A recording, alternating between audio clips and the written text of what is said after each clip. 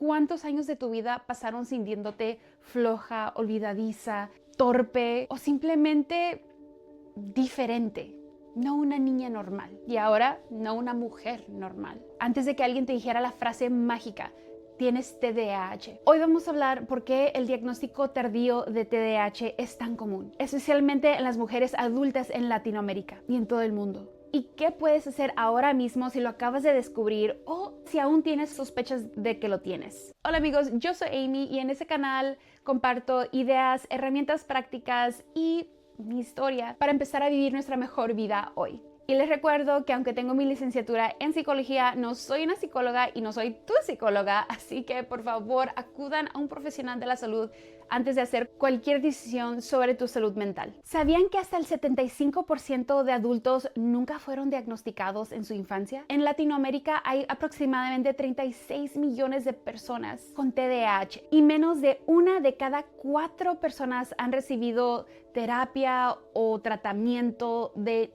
algún tipo. Y esto no es un fracaso personal ni algo malo con esas personas que no acudieron y buscaron ayuda. Fue un error gravísimo del sistema. Y perdónenme muchachos, pero las mujeres son el grupo más ignorado cuando se trata de TDAH. Y eso es porque el TDAH en mujeres se presenta mayormente como el tipo inatento, sin hiperactividad visible. La mayoría de la actividad y inquietud es interna.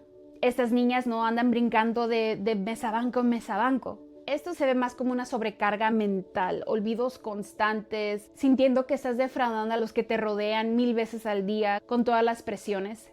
Dificultad para organizarse, nuestras mochilas eran un caos, nuestro mesabanco, nuestra era de trabajo, de tareas siempre desordenada. Ansiedad y lógicamente muy baja autoestima. Pero ningún maestro le está marcando a la mamá de Lupita nomás porque se pierde por la ventana cuando acá Raúl no se puede quedar sentado y Jonathan no para de hablar. Su falta de atención no es tan escandalosa como los demás. En la cajita estereotípica, esas niñas se van pasando año tras año sin ser detectadas, aunque estén batallando inmensamente por dentro. Y no quiero decir que todas las niñas son inatentas. Hay muchas de nosotras que éramos combinadas y otras que sí éramos muy hiperactivas. Pero es mucho más probable que las niñas con inatención fueron creciendo sin llamar la atención. Y como nuestros síntomas de TDAH pueden reflejarse como ansiedad y depresión, nos etiquetan con una de esas y listo, se acabó. Ya nadie más toca el tema de TDAH nunca. Pero Amy, ¿por qué pasa por desapercibido? El enmascaramiento. Es más fácil en inglés. Masking. Muchos de nosotros con TDAH hacemos esto, pero mujeres lo empezamos a hacer de mucho más joven. Quizá porque las mujeres maduramos un poquito más rápido que los niños de nuestra edad y empezamos a entender de que, esto a lo mejor no está bien, o Jasmine y Lupita van muy curiositas a la escuela, siempre tienen todos sus lápices ordenados y yo acá ando buscando sí, ahí voy. ¿Cuál era? Página. ¿Cuál página? ¿Cuál? Sí. No, no, eso no es. Sí. ¿Cuál es? Okay. Sí. Sí. Ok. No tuve que fingir, amigos, nomás se me vino de memoria. Esa es una habilidad que aprendimos de muy niñas, de cómo enmascarar nuestros síntomas, lo que estábamos sintiendo por tratar de encajar, por tratar de vernos nice como nuestras amiguitas o no amiguitas o niñas que nos hacían bullying porque éramos raras, pero igual queríamos encajar y que no nos llamaran la atención. Lo peor que nos puede pasar es que nos regañen o nos llamen la atención en público o en clase, entonces tratamos de que no nos regañen, aunque termina pasando a menudo de todas maneras. Y este enmascaramiento oculta aún más nuestro TDAH de todas las personas, porque nos dicen, sí se ve rara la Imita, de veces se viaja por la ventana, llega toda arrebatada a clase, pero se esfuerza mucho y es muy amable, así que va a estar bien, no tiene nada. Y esto se pone más y más difícil, específicamente cuando entran ya a la secundaria, porque ahí ya hay más clases, ya no más es una maestra, son 6 maestros o 7, ya ni me acuerdo. Pero de repente cambia la estructura, pero aún tienes el apoyo de tus papás, te preguntan si llevas la tarea, tienes todo ese apoyo. Amigos, cuando se empieza a derrumbar este castillo hecho de máscaras, es en la adultez. empiezas a vivir con otro adulto y alguien te está viendo 24 horas al día, ve tu closet, ve tu desorden en la cocina, ve cómo llegas tarde a todo. Incluso, bueno, para todos ustedes que tienen novia con TDAH, esposa con TDAH, mamá de tus hijos con TDAH, ustedes sabían que tenía TDAH desde un principio, porque nunca jamás llegó a tiempo a las citas, nunca jamás estaba lista cuando fuiste por ella, nunca jamás te marcó exactamente cuando te dijo que te iba a marcar, nunca jamás te entregó lo que te dijo que iba a entregar de la manera que te dijo que lo iba a entregar, porque pasan cosas, muchas de ellas a todo tiempo, y especialmente cuando uno quiere lograr esas promesas y citas. Así que para nuestros cónyuges, sorpresa y no sorpresa, ya cuando estamos casadas y viviendo con alguien y de repente nos toca limpiar mientras cocinamos y siempre parece que explota la cocina, se te olvidan las cosas, se te queman las tortillas todo el tiempo, suena la alarma del humo porque te vas al cuarto y se te olvida que estás cocinando. Todas estas cosas empiezan a llamar la atención. Y agrégale que tienes hijos. Vamos a prepararnos mentalmente para arreglarnos para salir de la casa o prepararnos mentalmente porque va a llegar alguien a la casa y la casa siempre está caótica. Yo no sé, hay mucha gente en mi familia a quien yo le puedo caer de sorpresa a la hora que sea y su casa se ve normal. Se ve como que siempre están listos para alguien. Aquí en mi casa tienes que avisar con horas de anticipo. Si no, atente a las consecuencias porque te pondré a lavar trastes. Pero a lo que voy, ya con niños, esposo o novio, pareja, otras personas, ya todo el mundo está en esa etapa de adulto donde están responsables por un trabajo, por llegar a citas, por organizar el calendario de otros humanitos o humanotes. Ahí es cuando ya no puedes ser malabarista con tantas esferas en el aire. Se te van a empezar a caer. Y es cuando van a empezar a haber problemas en tu relación. Esos síntomas que podíamos enmascarar ya no son tan fáciles de ocultar. El problema con TDAH, cuando no sabes que tienes TDAH, tienes todas estas cosas, se te están olvidando todas las citas, estás llegando tarde a todo, tienes tu mejor intención de ser responsable y hacer las cosas que prometiste que ibas a hacer y no lo haces. Y esto pasa día tras día, año tras año, y no sabes por qué. Entonces, ¿qué le vas a decir a tu familia? No sé, no sirvo como adulto. Es lo único que se nos viene a la mente. No sirvo como mujer, como mamá, como esposa. Y esos son los sentimientos que uno empieza a cargar. Y es cuando muchas acudimos a un profesional de la salud o nos empiezan a salir cosas en YouTube, en TikTok y nos hacen decir, a lo mejor es esto. Ya cuando pensamos que tenemos, cuando sospechamos, cuando encajamos mucho con toda esta gente con TDAH que nos rodea, empezamos a ser desidia porque tenemos TDAH. Y ese diagnóstico, muchas lo aplazamos, muchas estamos en negación de que no, a lo mejor simplemente soy floja, a lo mejor simplemente soy una mala persona o simplemente estoy quebrada y no acudimos a un profesional de la salud. Si estás atorada en este plano, inmediatamente ponle pausa a este video, marca, haz una cita. Un diagnóstico tardío aún es muy valioso. Aunque tengas 20 años, 30 años, 40 años, he leído muchísimas de sus historias y hay muchas de ustedes que tienen 50 años, 60 años, están descubriendo su cerebro por primera vez. Es increíble porque eso marca el principio de otra etapa de tu vida. A mí me lo diagnosticaron a los 29 años. Tengo 36, 7, porque nunca sé mi edad. Bueno, tengo años sabiendo y aún estoy descubriendo herramientas y maneras de sentirme bien conmigo misma. Pero es lo mejor que me pudo haber pasado, el saber por qué.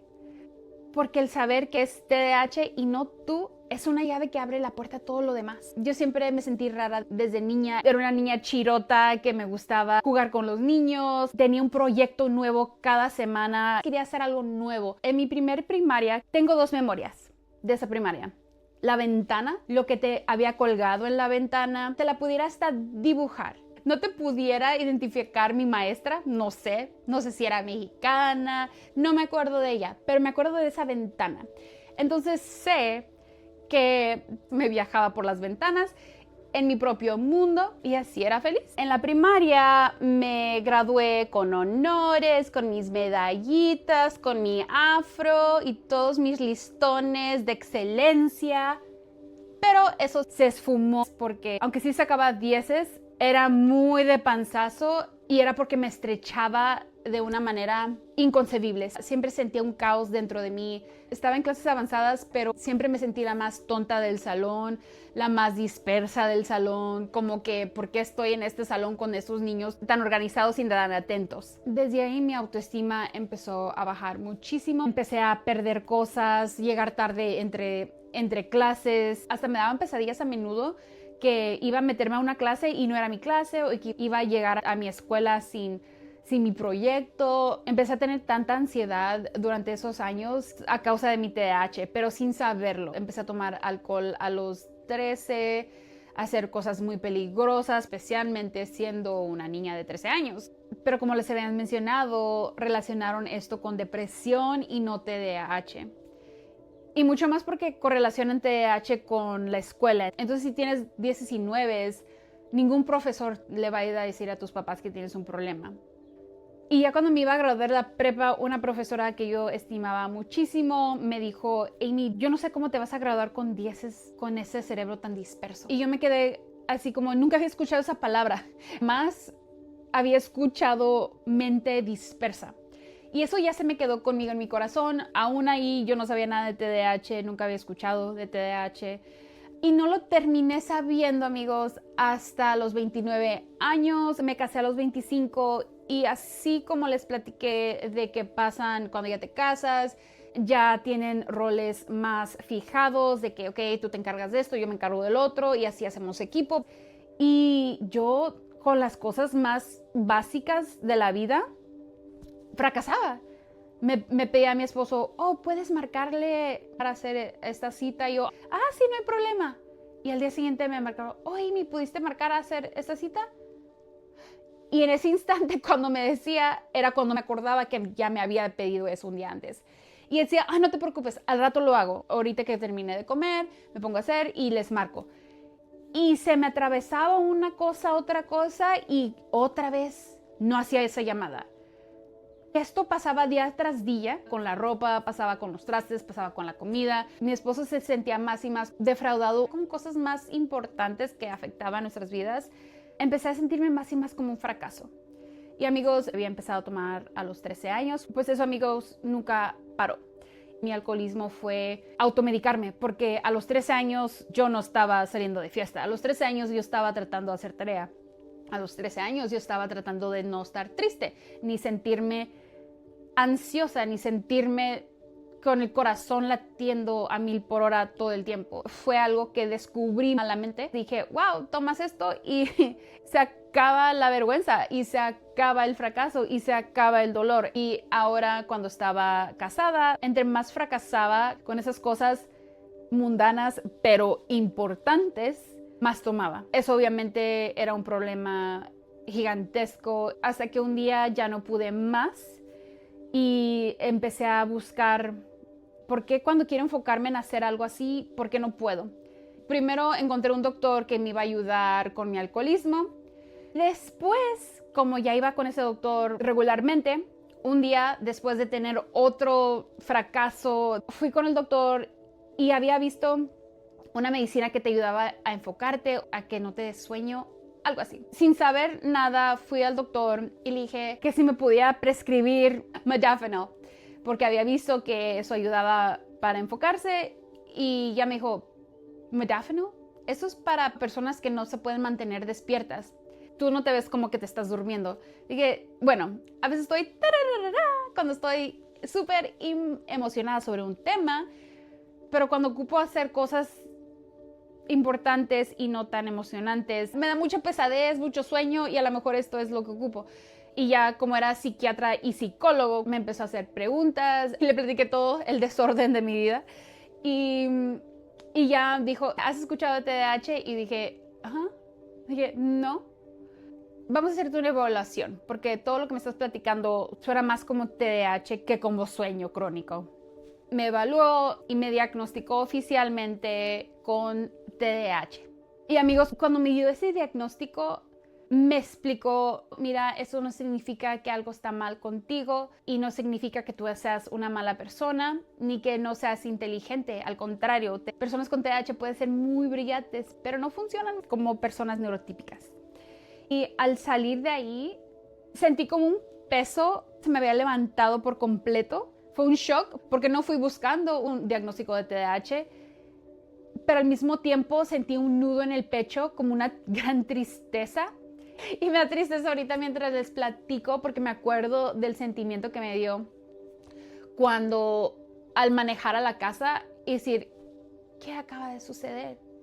Toda mi vida, toda mi escuela, todas mis relaciones, todas mis interacciones con el mundo, la he logrado a través de esta nube gris que a veces se despejaba y cuando se despejaba era una vida maravillosa y cuando se volvía a nublar parecía que estaba caminando en 3 pies de lodo y sentir que eso tenía un nombre y que no era yo y que no era mi culpa y que no nomás era yo siendo floja, que no nomás era yo, que no me importaba llegar tarde, que no me importaba tener un caos en mi vida, tener un caos en mi casa, de seguir defraudando a mi esposo y más cuando él es neurotípico.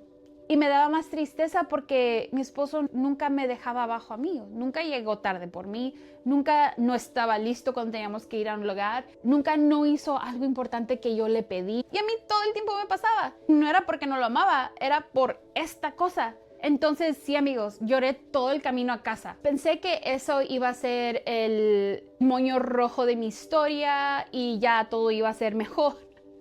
Pero si han visto mis videos saben que esto ha sido una trayectoria llena de altibajos, porque es como conocer a una persona que ya todos los demás conocían, pero ahora tú te estás dando cuenta de por qué hacías todo lo que hacías y por qué no hacías lo que no hacías. Déjenme saber en los comentarios si gustarían que haga un video sobre cómo me pude quitar el peso del alcohol de mi vida. Y cuéntenme en los comentarios si ustedes acaban de recibir un diagnóstico, cómo fue, cómo lo descubrieron, a qué edad se dieron cuenta ustedes que eran neurodivergentes. Y amigas, como les prometí, las 5 cosas que pueden empezar a hacer hoy. Paso número 1. Sé que algunas de ustedes aún no tienen ese diagnóstico, pero saben, lo sienten, tienen esa gran sospecha que son neurodivergentes como yo. Entonces el primer paso es acudir a un psiquiatra o un neurólogo en la adultez. Personalmente sugiero que vayan con un neurólogo o psicólogo primero antes de ir a un psiquiatra, porque a veces los psiquiatras inmediatamente te dan medicamento y a lo mejor eso es lo que necesitas, pero a veces ocupamos terapia primero, a veces es una combinación de otros tipos de tratamiento, no necesariamente medicina. Buscar un diagnóstico no es un lujo, no es como una estrellita. Es un derecho que tienen porque ocupan saber lo que es sin estar dudando. Incluso yo, ya con mi diagnóstico, ya con reconfirmación, sobre confirmación, aún a veces cuando tengo esos días despejados, cuando todo lo hago bien, digo, a lo mejor no tengo TDAH. Pero ya al día siguiente, cuando me di cuenta que había una cosa que tenía que hacer, que ni la tenía escrita en mi lista, me acuerdo, ok, maybe sí lo tengo. Paso número 2, entender la brecha entre 7 y 9 años. En un estudio publicado en el British Journal of Psychology en enero del año 2025, reveló algo aterrador. Adultos con TDAH mueren de 7 a 9 años más pronto que personas sin TDAH. No es por el TDAH en sí, como si fuera diabetes o hipertensión, sino por todo lo que ocurre en el cerebro cuando alguien con TDAH no recibe apoyo. Accidentes, enfermedades crónicas, depresión, ansiedad, decisiones impulsivas por el simple hecho de no tener ese freno cognitivo. Pero aquí está la parte que lo cambia todo. Estos son factores modificables, amigas. Cambias las circunstancias y cambias el resultado. El diagnóstico tardío no es una sentencia. Es la primera vez en tu vida que tienes acceso a las herramientas que en realidad te van a ayudar a funcionar y ser la mejor versión de ti. Porque el diagnóstico tardío es justamente cuando debiste haberte enterado. Quizás si me lo hubieran diagnosticado de niña, me hubieran medicado desde entonces y nunca hubiera sentido todas esas emociones, no hubiera desarrollado esas habilidades de sobrellevar. Soy lo que soy ahora por lo que aprendí con lo que viví de la manera que la viví. Y no estaría ahorita platicando con ustedes. Paso número 3. Hay que ponerle nombre a la herida más profunda. La disforia por rechazo sensible, también conocida por sus siglas en inglés RSD, RSD, es uno de los síntomas más devastadores de TDAH en adulto y lamentablemente uno de los menos conocidos. Se trata de un dolor emocional extremadamente doloroso. Se presenta casi instantáneamente a la percepción de rechazo, crítica o fracaso. Y lo peor de todo es, no tiene ni que ser real, puede ser algo que te imaginaste. Un estudio describe cómo el RSD puede sentirse como si el mundo se acabara en segundos. Una crítica de tu jefe, un mensaje sin respuesta, una mirada de desaprobación. Ya las conocemos. Para alguien con TDAH, esto no es exageración, es tu neurología en defensa. Muchas personas con TDAH, a quienes se las detectaron ya en su adultez, pasaron décadas y décadas pensando que simplemente soy muy sensible o muy delicada, o que somos difíciles de querer.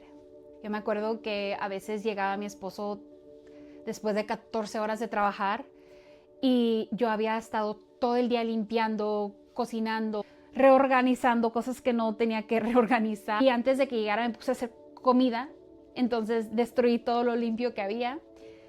Y llega y detecta la cosa más mínima, la cama no tendida o algo que se me quedó afuera. Cualquier comentario, una crítica hacia mí me destruía. Yo me sentía como todo lo que hago no sirve, todo mi esfuerzo no valió de nada.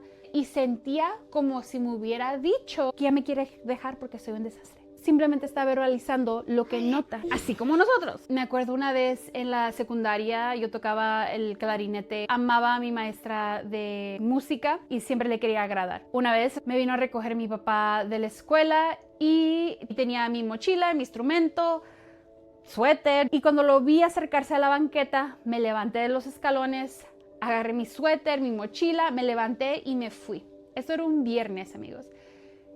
El sábado me di cuenta que no tenía mi instrumento y la maestra había dicho, esos instrumentos son los más valiosos, no lo pueden perder, no lo pueden dañar. Era tanto mi temor el anticipar este regaño. Entonces convencí a mi mamá, ocupo comprar otro clarinete. No sé cómo la convencí, pero fuimos a comprar un clarinete usado en una tiendita. Y el lunes me presenté como si no hubiera pasado nada. Toda la semana, amigos, yo toqué este clarinete, escondí el estuche porque el estuche era diferente, entonces lo escondía detrás del estuche de mi amiga. El viernes me dice mi maestra, Amy, ¿puedes quedarte después de clase? Te quería decir algo. Y yo, tun, tun, tun, tun. ¿Qué me va a decir? ¿Me ha descubierto? ¿Qué pasó? ¿Me va a regañar? ¿Y sabes lo que me enseñó la maestra?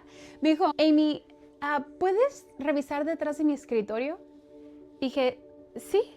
Y ya me fijé. Amigos, ahí tenía mi clarinete. Alguien lo entregó en el mismo viernes que lo perdí. Y mi maestra me dejó tocar mi clarinete usurpador toda la semana antes de decirme que ahí estaba tu clarinete. Y me dijo, Amy, me pudiste haber dicho que no tenías tu clarinete. ¿De dónde sacaste ese otro clarinete? Era tanto mi miedo que me regañara de sentir ese rechazo. Eso me ha pasado muchísimas veces en mi vida. Paso número 4. Reconstruye tu identidad.